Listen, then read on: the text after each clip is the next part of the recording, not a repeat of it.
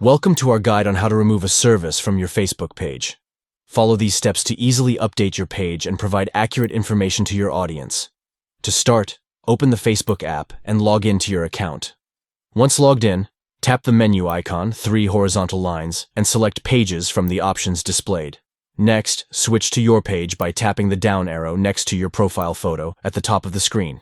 Select the specific page you want to switch to and tap on your page's profile picture. Now, tap the edit icon located at the top right corner of the screen. Scroll down and find the Detail section, then tap on Edit next to Detail.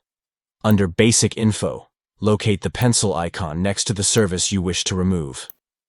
Tap on the pencil icon to make changes to the service. Unmark the service by deselecting it, then tap Save at the bottom of the screen to confirm the removal of the service from your Facebook page. By following these straightforward steps, you can easily update and manage the services listed on your Facebook page.